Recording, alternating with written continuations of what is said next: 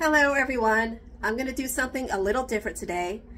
Today is the 79th anniversary of Operation Overlord, the Allied Expeditionary Force invasion into northern France on June 6, 1944, commonly known as D-Day.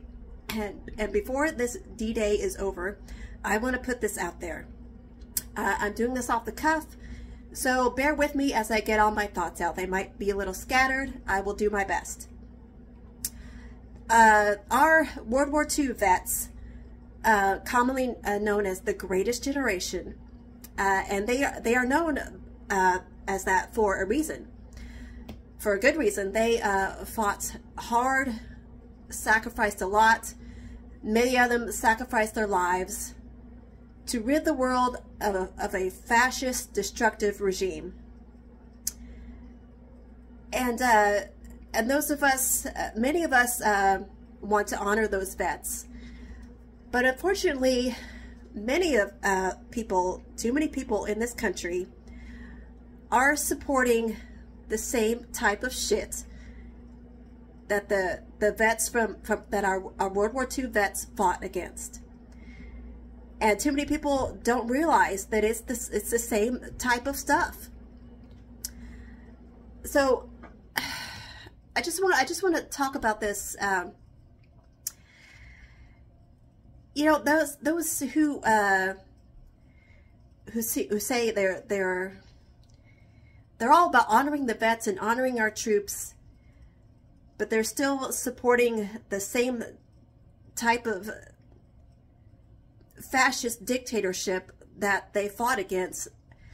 Frankly, those people are hypocrites, and they do not honor our vets, no matter how much they say they do, no matter how much they think they do. You know, there's the quote from Upton Sinclair that says, when fascism comes to America, it will be wrapped in a flag and carrying a cross. Now, I don't agree with the first part of that quote, because fascism has always existed here in America in one form or another. You know, this group or that group of people, whether it was the Confederates or the people who fostered the Red Scare during the McCarthy era. Those are two examples of types of fascism that have tried to take over this country. And lately, in the past few years, a lot of the same type of shit has been rearing its ugly head again. And so many people are just blind and deaf to it, and it's incredibly frustrating. You know, there are political leaders, and I use the term leaders loosely, because if someone is just pandering to voters, just saying whatever they have to say to get their support and get their donations, that's not true leadership. Leaders, you know, they listen to the people, of course, but they don't just go along with whatever dumb stuff the people want just to keep those people on their side. They lead by example and show people a better way. So I'm not going to name any names, because for one reason, I don't like to use these people's names. And I encourage everybody to not use these people's names. Don't speak their names. Don't put them on TV. Don't give them any attention, because that's what they feed on. They thrive on that. Any kind of attention. Stop feeding the monsters. Okay, just don't. You know, if you, I think of the one of the early Simpsons Treehouse of Horror episodes, when the advertisements came to life, and Lisa got Paul Anka to come up with a jingle. It says, "Just don't look, just don't look," and that's what killed the walking advertisements. People stopped paying attention to them. People turned away, didn't look at them, and they all dropped dead. So that's That's my line of thought here. If you stop paying attention to these people, hopefully they will go away. But a way to easily spot these people is just look at the so-called leaders who don't have any actual plans to help people. They don't have any good ideas, so they resort to other tactics, like manipulation, scapegoating. They start and stoke culture wars. They say, oh, look at what these people are doing, or look at what's happening over there, you know, misdirection. You know, anything to avoid answering questions posed to them about their position on this issue or that issue, or asking them to support a position they have taken for or against something. You know, they deflect from these questions, and they tell people, oh, you should be scared of this, scared of that, scared of those people or those people. It's just they employ whataboutism. They answer a question that they should answer. If they were true leaders, they would answer these questions. They would have answers to these questions, but they're not true leaders. So they use a whataboutism. They say, oh, what about this? What about that? Just to distract the people asking the questions. You know, and they just want people to be scared of the boogeyman, whatever form that takes. It takes different forms for them. They just want to tell people what to be scared of so that they don't look too closely at what these people are actually doing. And that's how they succeed. They don't succeed on their own merits. That's how you spot these people.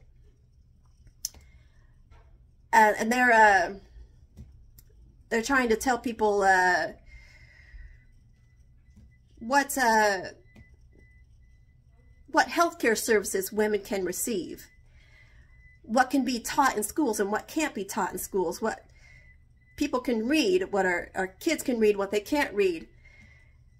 And they're supported by a bunch of whiny people who, I don't understand this, why they're so afraid of being uncomfortable about something.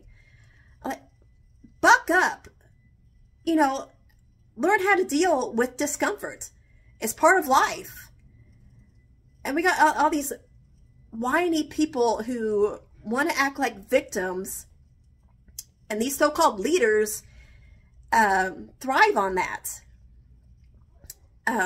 These are the type of people that they get their support from and get their power from.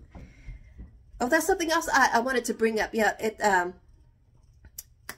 a good way to spot these people is if you look at people who are not trying to serve the public good, they're only trying to serve themselves.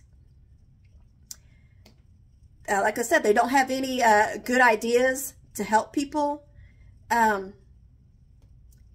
Everything they do is to serve themselves, whether it's to puff up their egos or promote their brand, or they just have a lust for greed and power. That's what they're all about. It's not about serving the public. It's not about public service, but just seeking power and greed just for the sake of power and greed. Now, where was I? Something that's really been getting under my skin lately, and first of all, if you don't watch Politics Girl, the Politics Girl channel, I highly recommend it. I recommend subscribing. She talks about this type of stuff, and she's very good at it. She really digs deep, and she's very much worth listening to. I've learned a lot from her, and I'm sure you could learn a lot. But like I'm going to do my best to kind of ramble out my thoughts. I really should have prepared something, but yeah, these our current fascist leaders that are trying to do a fascist takeover in America one of their main tactics is to attack public education. You know, they don't want our kids learning certain things. And we got all these whiny parents at school board meetings saying, oh, this makes me uncomfortable, it should be banned. Well, that's only your opinion. That opinion is not universal. There are plenty of people that are fine, that want the things that you are trying to get banned. And people are they're like, I just don't want my kids, my sensitive kids, hearing about these atrocities and injustices that have happened. Well, if you don't take anything else from this video, hear this. It is a privilege to learn about racism and injustices, the atrocities that have happened in this country's history. It's a privilege to learn about them rather than experience them. You know, a lot of people have endured real hardships. You know, being uncomfortable is not a hardship. It's an important part of life. It helps us learn and grow. We can't learn and grow without some discomfort. And so, and these people, all these whiny parents, well, first of all, they're underestimating their kids. I mean, kids can handle more than these people think they can. And also, they're really being unfair to teachers. You know, they need to trust their kids' teachers. Their teachers have the education and training to know how to teach these things. They're not trying to make their children feel bad about themselves. This is just, public schools exist to teach kids what society needs them to know, to teach them what they need to know to function well in society. It's not about pleasing the parents. It's about teaching future adults what they need to know to be successful adults, well-adjusted adults, well-educated adults. And now these parents who don't want their kids to learn these things, then tragically, a lot of kids in this country are going to be left behind. They're going to be ignorant about things that they should know and understand. And the purpose of learning about these things is so that we can come up with solutions to the issues we face. Like I said, not to make anybody feel bad about themselves. And teachers know how to teach these subjects correctly so that kids will take what we need them to take from this curriculum. And you know, and people, kids in other countries around the world are learning about these things. So if a lot of kids in America are not learning these things, that's going to put a lot of our kids and future adults behind the rest of the world. Is that what these parents want? And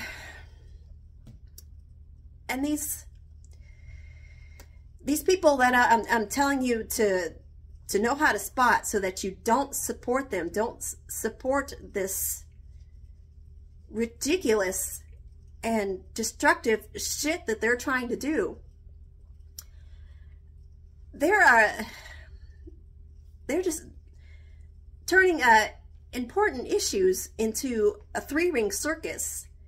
You know, give them the old razzle-dazzle. And if you're not familiar with that song, or if you haven't heard it in a while, I encourage you to have certain political and media figures in mind as you're listening to the song, and you'll see how well the lyrics fit with these destructive people, with these disgusting people.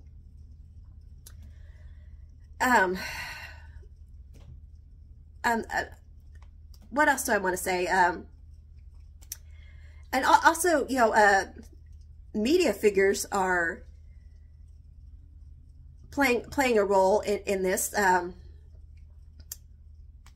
You know, there's both sidesism in journalism, or a lot of journalists, even some of the better ones, are creating this false equivalency between the two sides of the political divide, when the two sides are not equal. And I can't remember who said this, but there was a quote that I heard somewhere, and I'm gonna paraphrase this. When one person says it's raining and another person says it's not raining, the job of a journalist is not to report both sides equally, not to give equal weight to both sides. Their job is to look out the damn window and see who's right, and see who's just disagreeing for the sake of disagreeing because they won't agree with anything the other side says. No matter what. And it's just, it's all so frustrating. And I just wanted to put this out there because, I may lose some followers over this, you know, like I don't usually do political stuff, but if I do lose some followers, then that's fine. This is not about promoting my channel. This is about saying stuff that needs to be said. It needs to be shouted from the rooftops. And unfortunately, a lot of people, too many people, don't have the knowledge or education to see these things clearly. So those of us who can, we need to be speaking up at every opportunity. You know, don't ignore this, because then you're part of the problem. I think I've said everything I want to say. It's just, these types of things enter my mind whenever I think about World War II and what our vets did, and what our allies did as well. It was very, very important, and I wish it had eradicated fascism forever, but unfortunately it didn't. So we need to stay vigilant. Thank you so much for listening. This went on longer than I thought it would, but I hope you stuck with me through the whole thing, and let me know any thoughts you have in the comments. And I hope you did something to honor World War II vets, even something just very simple and personal. Okay, and also stay tuned to my channel. I know I have been posting very much lately. Life has been very chaotic, but I will try to put more stuff out soon. So stay tuned, and I appreciate you tuning into my channel and subscribing. If you haven't subscribed yet, then please do so. Until next time, see ya.